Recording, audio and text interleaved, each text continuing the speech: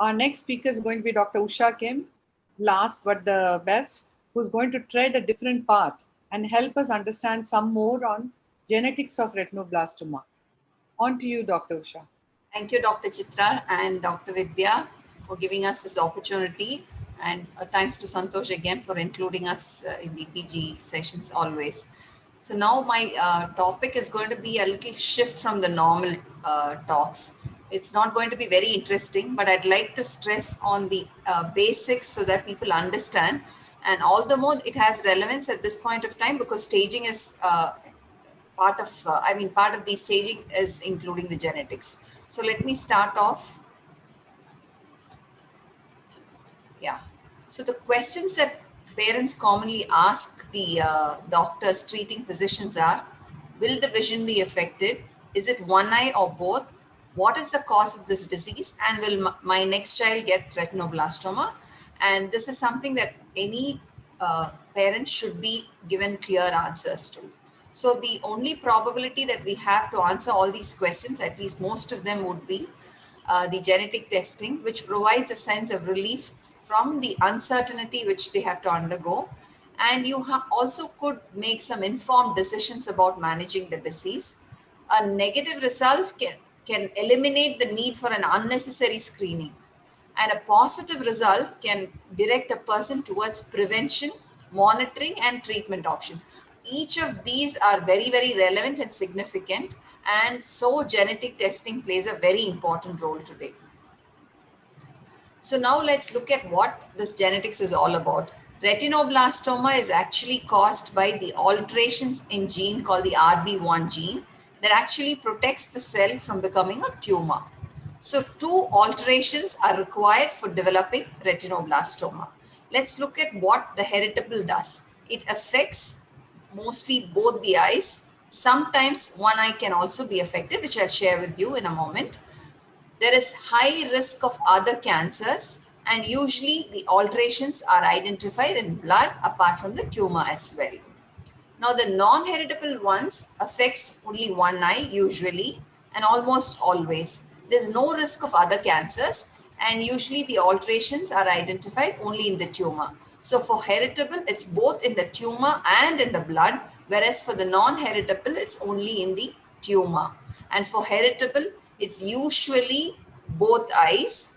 One eye could also be affected, whereas in the non-heritable entity, it's often only one eye. And other risk factors, other cancers are not common with the non-heritable. So this is one important aspect and gives a lot of sense of relief for the patient's attenders. Now, the benefits are predicting the risk of retinoblastoma for the siblings, either the brother or the sister in an RB affected family, knowing the chances of passing on retinoblastoma to their offsprings, and understanding the possibility of getting other cancers in later part of their life, eliminating the risk of RB and avoidance of frequent examination under anesthesia in children, because retinoblastomas occur only in children. Now, we do have a wide spectrum of mutations that affect our patient population. This was done at our hospital setting, and we have different types of mutations like the nonsense, the missense, splice, indels, deletions, and duplications. All of these do occur in the RB gene, and about 20 of them were novel, unique to our own population, especially from South India. So you need to know the different types of mutations and also what's specific to that particular area. And we also need to know the timeline for the analysis. Often people think that it takes a very long time, but actually the patients report to us with a retinoblastoma. Once we have the patient for enucleation, it takes about a month for them to come for a postoperative review. By the time the histopathology reports are ready and the genetic testing results are also ready. So it almost takes about 21 days to a month. Now, what were the major outcomes through the genetic testing? We've been able to identify familial retinoblastomas, twin discordance, de novo germline mutations, somatic RB cases, and we've also done prenatal testing in patients with retinoblastoma. Now let's look at few of the cases. Now, this was a patient who came to us at the age of 4 months, and the patient had bilateral retinoblastoma. The history goes that the mother also had an eye enucleated, but she was not very sure as to why it was enucleated. But we assumed that she would have had a retinoblastoma for which she was enucleated.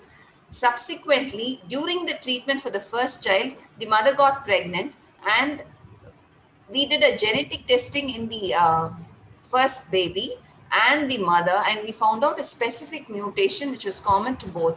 So we assumed that the next baby is also going to have the tumor, and the child was asked to be brought in as early as possible, and the 12-day-old sibling was brought to the clinic and had bilateral retinoblastoma. Fortunately, it was group B, so we could treat the patient and salvage not only the life of the child, but also the eye and the vision. Now, in this particular scenario, the twin A had squinting and bilateral retinoblastoma, whereas a twin B unfortunately had a retinal scar. We were not sure if it was a regressed RB. So we had to go ahead and do a genetic analysis, and there was no mutation found in the parent's blood. So it was a de novo germline mutation in the blood of the first baby, and there was no mutation in the blood of the second child. So the need for continuous assessment for the twin B was eliminated. Now, again, similar to the twins, there was one scenario where one of the triplet was affected. So we had to go ahead and do a genetic analysis to eliminate the need for assessment in the other two children. So the proband's blood was found to have a point mutation. As part of the screening, we did the screening for all the two other siblings, but the mutation was not observed in the two other siblings, unfortunately. We understood that it was just a de novo germline mutation in the first baby. So the need for continuous assessment was again eliminated through a genetic testing. Now, we often assume that unilateral RBs will not be heritable, but this child presented at 36 months. There was no family history. It was unilateral RB group E, and we identified a germline mutation in the blood. So it is mandatory that we do a genetic screening for all retinoblastoma patients, immaterial of whether it's unilateral or bilateral, immaterial of whether there's a family history or not. Now, this was a proband which presented at 26 months, group E, right eye. Germline mutation was identified and closely monitored. And this patient became a bilateral RB during the treatment period. And on analysis of the parents' blood showed that the father was an unaffected carrier. And then we predicted a higher risk for the next sibling. So again, it's important for all unilateral cases to be undergoing a genetic testing, which could eventually turn to be bilateral incidentally. But then again, it gives us the relevance of analyzing all of these patients with unilateral RB as well. Now, this was a 9-year-old male who came with a white reflex in the left eye and also had a defective vision. He says that it was only for the past 4 months, and then a squinting was present, but the MRI report showed a regressed RB, and this patient had a nonsense mutation. And again, we'll have to keep in mind that this patient has to be closely monitored for the offspring. Now, this was a very bizarre case presenting as Waardenburg syndrome. It was a 5-month-old baby who presented to us, who was referred for a white reflex. We found out that it was a retinoblastoma. The child had colostomy 2 days after birth, that is associated with Hirschsprung's disease. So it incidentally turned out to be a Waardenburg syndrome, which was proven through a genetic analysis. Now, this was a 3-year-old child who came with a white reflex of one eye, and there was a retinal detachment as well along with the during the presentation. And the patient had a CT done with, in this particular scenario, it showed an endophytic RB. We did a primary enucleation, and the patient's blood showed it was only in the tumor, it was not present in the blood, which gives us the opportunity to tell the patients that this is not going to be passed on to the offspring. So the proband's blood, the family's blood, that is the parents' blood and the siblings' blood was normal. So in this context, you can say that the incidence of occurrence of retinoblastoma in the offspring would be just less than 1%.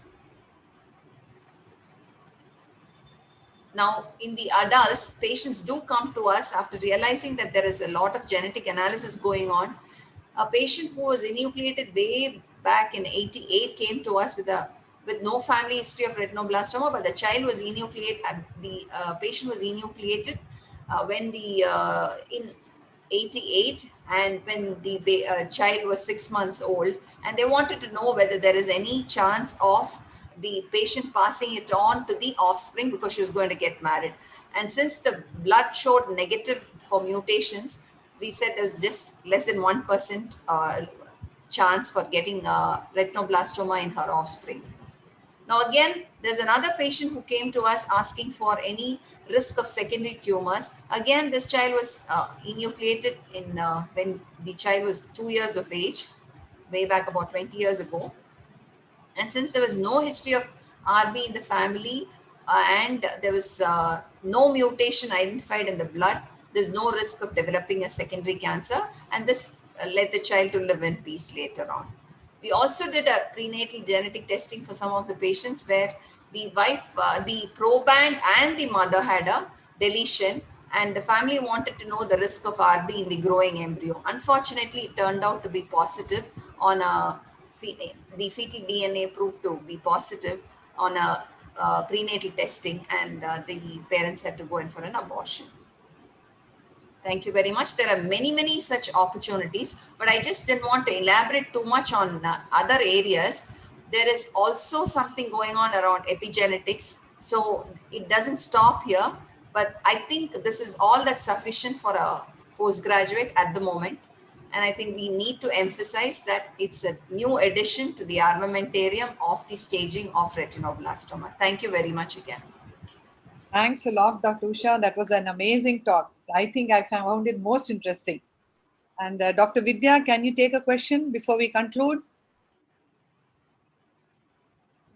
Ma'am, I just have one question. Like, what about the prenatal diagnosis using amniocentesis? Like, is that what you mentioned in the last case, madam? Yes, Dr. Vidya. That was what we did in the last case that I shared, was a prenatal diagnosis that we did by doing an amniocentesis. And it was unfortunately positive, so we had to terminate the pregnancy. Because And if it and if it turns out to be a germline mutation in the parents, and how early the child has to be brought to the hospital for a checkup? If there is any positive history in the family, the earlier the better, the best, I would say. Any other questions? Shall we conclude? That's all from my. That was a wonderful session. I am sure some of you are still there. And it's been a real joy for us to be a part of this very informative webinar. And my thanks to the truly expert panel we have. And of course, a superb set of speakers who really gave so much information in those 8 to 10 minutes, which was allotted to them, sadly. But I'll remember you all again and again for our future webinars. My unfailing thanks to the admin team of AIOS under Mr. Kripal has to be unfailingly remembered. And I'm sure you all know how Mr. Sunil, who's our webinar admin, unstintingly helps me by ensuring that the sessions run on time and also keeping you all, connected with sending you all the links on time. And my very special thanks to Sai and Manjula from Numerotech, who are literally the backbone for all our ARC activities. Our thanks is really deep felt when I talk about Entode and how they have sponsored every single webinar of ARC, which helps me come forward with more and more webinars. And of course, my deep felt thanks to my dear little Vidya, who has been a support always for me, not just this webinar, but in every venture of mine. And finally, I think we owe it all to our attendees who keep watching our webinars, and it sort of encourages us to come out with something better and better each time. Thank you, one and all of you. Thanks a lot. Thank you. Thank you. Bye-bye.